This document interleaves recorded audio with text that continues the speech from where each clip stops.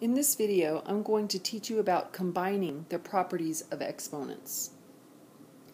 Now, before we get started, I want to give you some helpful hints. I've got about 5 hints laid out for you and then 5 or 6 examples. My first hint refers to the power rule, meaning I want you to address the power rule first. Much like when we have an expression that we want to simplify, and we always go with "please excuse my dear Aunt Sally," order of operations, you want to address the P, the parentheses, first. So if you see parentheses in your problem, my helpful hint number 1 is to use the power rule first. So if you see parentheses and an outer power, I want you to distribute that power to each one of the inside terms. So when I say distribute the power, I mean each term inside the parentheses gets that power, gets that exponent. So 2 to the 4th power, or 2 gets the 4th power. X to the 3rd gets the 4th power. I want you to see this. X to the 3rd gets the 4th power. Using the power rule, remember, we're going to multiply the exponents. So you could keep simplifying this. Actually, I'm going to keep simplifying this problem because I can't leave it unfinished. 2 to the 4th power means 2 times 2 times 2 times 2. That's 4 2's multiplied, which is 16. And then x to the 3 times 4 would be x to the 12th. And so my final simplified answer would be 16 x to the 12th. So one more time, helpful hint number 1 is if you see parentheses, clear them first. My next helpful hint has to do with when you see a big giant fraction and you're about to use the product rule, I want you to simplify the numerator and denominator separately. Let me give you an idea of what I'm talking about. See this really busy problem with a numerator and a denominator? My suggestion is that you tackle the numerator separately from the denominator. So I'm going to draw another fraction line. And I want you to take just the numerator and simplify it first. What I mean by that is multiply coefficients times coefficients. 2 is a coefficient, 5 is a coefficient. 2 times 5 is 10. Then I want you to find like variables in the numerator. I look at my first variable x and I look across the numerator, I see another variable x. I want you to combine those two together by using the product rule. The product rule says to take the exponents, 1 and 2, and add them. That's the shortcut. Then you're going to look for any other variables that are alike, and I see that I've got a y on top, but no other y's, so just rewrite that y. This is what I mean by simplifying your numerator separate from your denominator. So in the end, so to speak, or let's say an intermediate end, my numerator will look like this. 10 times x to the 1 plus 2, which is 3, and then y. So I have just simplified my numerator. Then I will take care of my denominator, and once I've taken care of my denominator, then I'll move through the rest of the problem. I'm going to go and finish this one very quickly just so you can see how it plays out. Taking care of my denominator, I have 2 coefficients that need to get multiplied. 3 times 7 is 21. I look for my x's because that was one of the variables in the numerator. I see an x right here, but I don't see any other x's in the problem, so I'll just write that one x. Then I'll look for my y's. I see y to the 1st power, and I see y to the 4th power. Remember, that's going to be y to the 1st plus 4. And so when I combine those in my denominator, I'll have a 21 in the denominator, I'm going to have an x in the denominator, and then I'm going to have a y to the 1 plus 4, which is 5, in the denominator. So helpful hint number 2 just deals with separating the numerator from the denominator and simplifying each one of those. Then you're going to need to use the division rule. All right, let me talk a little bit about the division rule. Before using that division rule, I want you to separate each part, each component of the numerator and the denominator, like this. So in my example, 8x to the 3rd y divided by 6x to the 4th y squared, I want you to separate the coefficients and the variables into their own fractions. So you're going to see 8 over 6 as its own fraction. You're going to see x to the third divided by x to the fourth as its own fraction. And then you're going to see y to the first divided by y to the second in its own fraction. Okay, I'm not going to continue solving this or simplifying this. I just wanted you to see what I mean by separate the coefficients and the like variables. Now, I'm going to go back to the previous slide. You're going to think, wait a minute, we just combined our numerator and combined our denominator. Yes, combine them, but then I want you to separate them. So once again, when you use the division rule, separate the numerator and denominator into separate components. I'll talk about that in the next slide, why I want to do that. Keeping it separated will help you understand the division rule or use the division rule properly, but then we are going to put it back together into a simplified singular fraction. So helpful hint number 4. When using the division rule, write the result as a whole number, not as a fraction.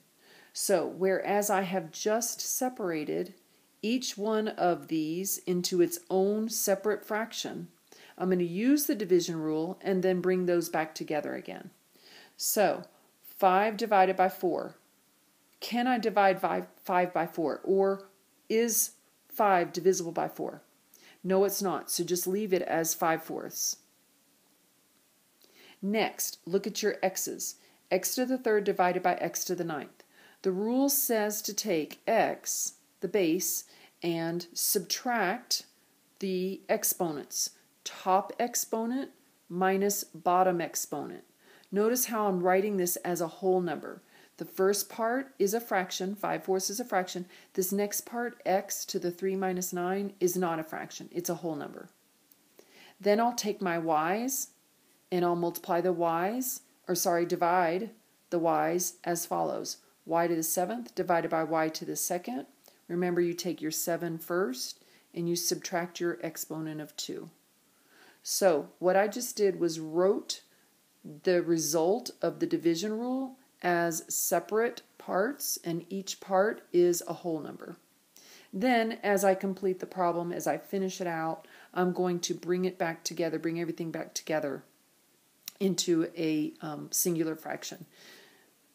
5/4 times x to the 3 minus 9, what is that? 3 minus 9 is -6, and then times y to the 7 minus 2, what is that? That is 5, and when I say bring it back to a singular fraction, watch this. This is a fraction already. This is not a fraction. I'm going to make it a fraction. I'm going to change my mind on that. X to the -1/6, remember we're going to make it a reciprocal. We're going to make it a fraction with its reciprocal and a positive power. And then this y to the 5th, I'll make it a fraction by putting a 1 under it. So let me recap that. I've got my 5/4, which is its own fraction. I've got x to the -6, which becomes 1 over x to the 6th. And then I've got y to the 5th over 1. And so, whereas I'm saying for the division rule, write the result as a whole number, not as a fraction, I'm saying when you use the division rule, you're going to write it as a whole number, like not a fraction, but then you may end up converting it back to a fraction, like it did down here.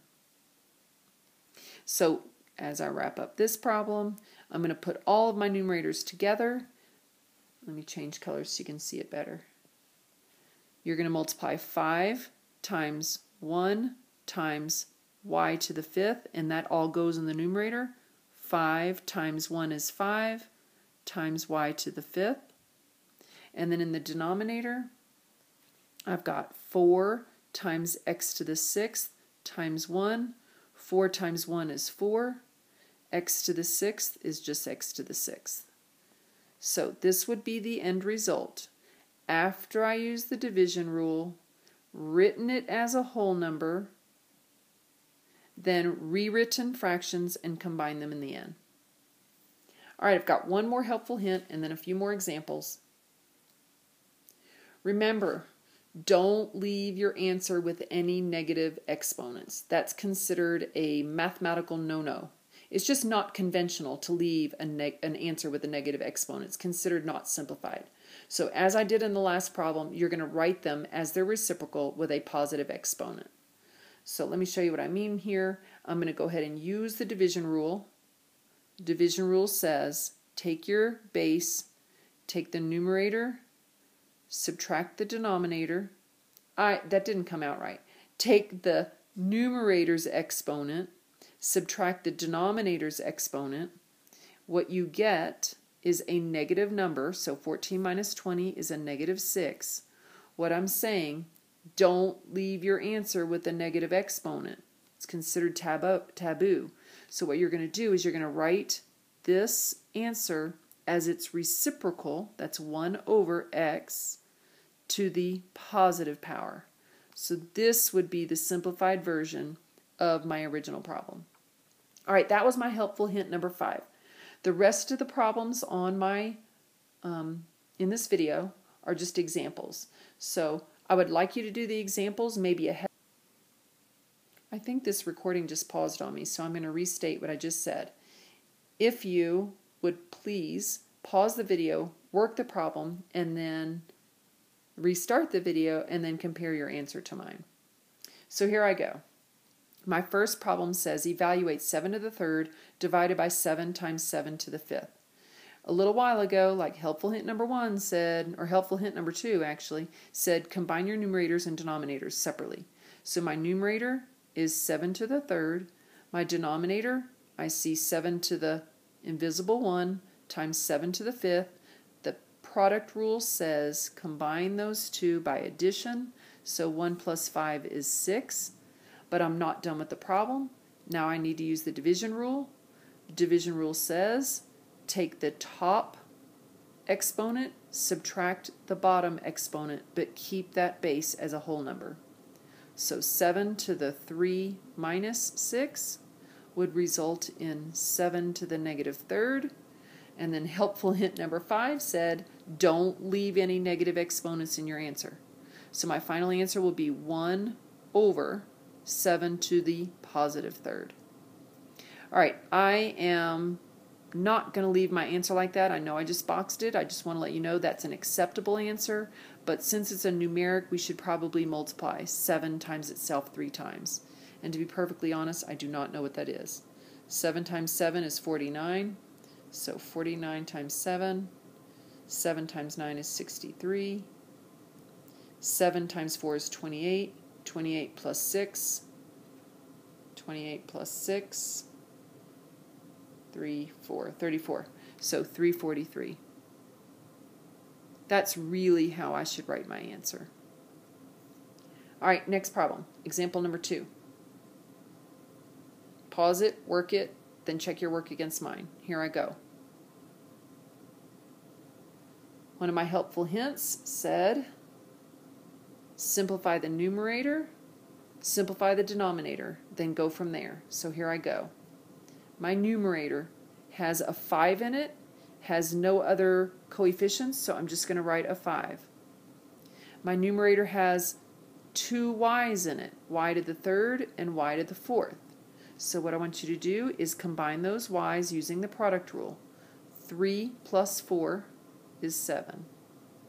All right, that's the numerator. Now do the denominator. 9 times 7 is 63. Do I have any like variables? The answer is yes. I've got a y and I've got a y. So using the product rule, y to the first times y to the first will be y to the second. All right, I just simplified the numerator, simplified the denominator. Now it's time to use the division rule. The division rule says take the top variable, or let's say the exponent of the top variable, and subtract the exponent of the bottom variable. Now keep in mind, and this is a common error for students, I don't want that fraction to be that large. Some students will try to subtract 5 minus 63. No, that's just a normal division problem. But unfortunately, 5 is not divisible by 63, so I'm just going to leave that as its own fraction for just a minute. Now I'm going to go tackle the y to the 7th divided by y to the 2nd. Here's where my helpful hint said, make this be a whole number for the time being, just to address the problem. 7 minus 2 is 5. I just used the division rule. Now it's time to bring my problem back to one singular fraction. So what I want you to do is draw a fraction bar. This is a fraction. When you multiply a fraction times a whole number, you'll put a 1 underneath the whole number, and then you'll say tops times tops. 5 times y to the 5th is 5y to the 5th. And then bottoms times bottoms. 63 times 1, 63. So the simplified version of our original problem is 5y to the 5th over 63. All right, next problem. What's going on here? Any helpful hints ringing a bell right now? Remember, helpful hint number 1 said if you see parentheses, address those first. So let's tackle that. Remember, everything inside these parentheses gets that power of 2. Well, since there's only one thing in there, m to the 6th, we're going to give the m to the 6th the power of 2. So using the product rule, I'm going to be thinking 6 times 2, not 6 plus 2, 6 times 2. The power of a power, or raising an exponent to another exponent, you're going to multiply. Then I'll multiply times 5m. One thing at a time. So I'll simplify and then continue. M to the 6 times 2 is going to be m to the 12th. It then gets multiplied by 5 times m. At this point, I'm looking for coefficients to multiply together. The first m has an invisible coefficient of 1. 1 times 5 is 5. M to the 12th times m to the invisible first is going to be m to the 12 plus 1, which I will simplify as m to the 13th. So that is my final simplified answer. Let's tackle another one. Example number 4. Listen, you guys, this lesson is just you practicing your properties of exponents, and you're doing it with respect to combining them. So you have multiple properties built into each problem. I have 3 more examples, this one included. So this makes 3, 2, 1. You've got 3 examples left. Look at how busy this problem is. Busy with parentheses. I've got this outer set of parentheses saying that everything needs to get raised to the power of 2, but very much like when we do expressions that have multiple parentheses, we always go to the inner parentheses first. So I'm going to tackle the inside parentheses first. Inside, I've got 4z to the 3rd. So my very first step will be to give everything inside this set of parentheses the power of 3. That means 4 gets the power of 3, and z gets the power of 3. So I'm going to start the problem like this. I don't want that color. I want to keep it color-coded so I can keep my work straight. The outer parentheses with a power of 2. The inside had a fraction bar with a 3z to the 5th on it, in it. That 5 doesn't want to.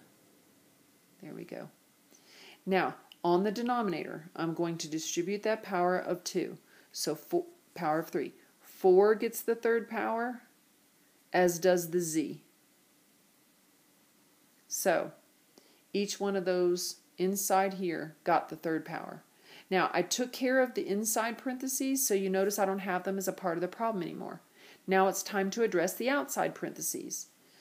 Now is when I'll say everything inside gets that power of 2. Everything. The numerator and the denominator. This could get a little crazy, but take your time. Are you ready? 3 to the 2nd power. Just write it. Z to the 5th to the 2nd, remember, is going to be using the power rule. Z to the 5th to the 2nd means I'm going to be multiplying 5 times 2. Then in the denominator, 4 to the 3rd to the 2nd will look like this. 4 to the third to the second. Remember, power rule, we're going to be multiplying our exponents. And then z to the third to the second would look like this. Okay, I just applied the power rule. I didn't actually multiply. Now I'm going to multiply and put everything back together again. So here I go. 3 squared. Let's go ahead and evaluate that. That's 9. Z to the 5 times 2 is going to be z to the 10th. Divided by 4 to the 3 times 2. That's going to be 4 to the 6th. And then z to the 3 times 2, that's also a 6. All right, you're not done. You're not done because you have z's on top and z's on bottom. So if you remember one of my helpful hints, now it's time to separate. Separate the parts. This is what I mean. Let's go. I want a different color. What color do I want? Let's go with green. So now I'm going to say, let's separate our coefficients into their own fraction. 9 divided by 4 to the 6th power. Oh geez, I don't know what that is, and I really don't feel like multiplying. I'm going to pull out my handy dandy calculator. 4 raised to the 6th power.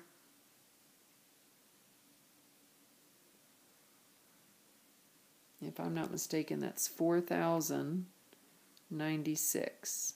It's a really big number. Okay. Times, now I'm about to use the division rule. The division rule says if you have a variable divided by a like variable, what we do is we subtract the top exponent minus the bottom exponent. 10 minus 6 is 4, so 9 over 4,096 times z to the 4th. I don't want my problem to be separated. I want it to be one giant fraction. So at this point, I'm going to say this fraction times this whole number. I need a 1 underneath the whole number. And then I'll write my answer over here since I've run out of space. My final answer is going to be tops times tops. 9z to the 4th over 4,096 times 1. That's bottoms times bottoms. 4,096. Final answer to this problem. Lots of steps, you guys, because we have lots of properties, lots of action. All right, 2 more examples. Here we go. Let's try this one using an alternate method. I showed one of my classes this the other day and they really liked it. Another class didn't like it. So I'm going to let you decide. But an alternate method is that I can reduce by canceling. This is what I mean. Instead of using the division rule, well, it's like really a version of the division rule. If I'm looking at this fraction, you know how you can divide or reduce or simplify? I'll tell you what, now let me stick with part of my same plan. See all of my, coefficients? Let's put them in their own fraction. 4, 5 times 8. And I'm not going to multiply it out. And there's a reason I'm not going to multiply it out. I want to show you something. Then, my variables. N to the 3rd, n to the 2nd, n to the 7th. Okay, all I did was separate the numerical parts, my coefficients, from my variables. Now, this is what I mean by the reducing method. You don't have to do this method. I'm just showing you as an alternate form. You see this fraction right here? Do you see anything that would reduce by the traditional way of reducing? Dividing by a common factor? Hopefully you do. 4 divided by itself is 4. Or 4 divided by 4 is 1, rather. 8 divided by 4 is 2. So this fraction right here would reduce to 1 over 5 times 2, which is 10. Likewise, my variables can kind of reduce in that same way. When you see n to the 3rd, you can be thinking n times n times n. When you see n to the 2nd, you're thinking n times n. And when you're seeing n to the 7th, I want you to be thinking n times n times n times n. You should have 7 n's being multiplied. I don't know if I have enough room. Squeeze that in. Ooh, I can't fit it. Hopefully you can see there's another n there. So what I'm going to do is I'm going to reduce my n's in this way. N into n goes once, n into n once. Reduce another pair of n's, reduce or cancel another pair of n's. In the end, I have no n's left over up top. All I have is a 1. In the bottom, that n got canceled, that one got canceled. I have 1, 2, 3, 4, 5, 6 n's left over. Can you see that last one that I didn't write? 6 n's left, so n to the 6th in the denominator. If I put those two fractions together, meaning multiply tops times tops, 1, multiply bottoms times bottoms, 10 n to the 6th, that represents my answer. So if you kind of like that method of canceling, if that speaks to you, then go with it. If it doesn't speak to you, or if you're completely confused by what I just did, then go back to your division rule, the proper way to do it. 3 minus 2. But it'll take more to work because you would want to simplify your denominator first. All right, last problem. Last but not least, last problem. I wrote, sometimes it's easier to reduce before you simplify the numerator and denominator. So one of my helpful hints much earlier said, take your numerator, combine all those parts together. Take your denominator, combine all those parts together. But what I'm saying is, sometimes your brain, sometimes your eyes see something and you're like drawn to it. I'm saying right now, go for it. If you see something, go for it. Don't be forced or confined by the rules. This is what I mean. I see a 10 on top. I see a 30 on the bottom. I so want to reduce that right now. If you feel the urge to reduce, then do it. They're both divisible by 10. So 10 divided by 10 is 1. 30 divided by 10 is 3. Likewise, you see the 4 and the 8? I'm going to go ahead and reduce those two guys. 4 divided by 4 is 1. 8 divided by 4 is 2. So right now I'm looking at 2 times 1, which is 2, 3 times 1, which is 3. I've just reduced my coefficients instead of multiplying them together first. So all I'm saying is if you see it, do it. If you don't see it, then obviously don't do it. That may sound stupid, but I really do mean that. If you don't see it, then don't bother with it. Just stick with your game plan. All right, something else I see, and I'm going to just go for it. You see this m to the 6th divided by m to the 6th? Don't you know that anything divided by itself is 1? I'm going to totally cancel those before I try to combine them with anything. If I see that, do it. All right, the leftover part, m to the 7th over m to the 3rd, you can either reduce like I did on the previous example, or you can use the division rule. Let's go ahead and use the division rule because most people are confident with that at this point. 2/3 is its own fraction. M to the 7 minus 3 would become m to the 4th. M to the 4th. And then I want to combine my two terms together into one big fraction, and so the final answer would be 2/3 times this fraction needs to, that whole number needs to become a fraction. My numerators multiplied together, 2m to the 4th. My denominators multiplied together, 3 times 1. There's my final answer. 2m to the 4th divided by 3. All right, that wraps up combining the properties. I just want to let you know it does get easier with practice, so hopefully you're not freaked out. Go do your homework. Go to Math Lab if you need some extra help.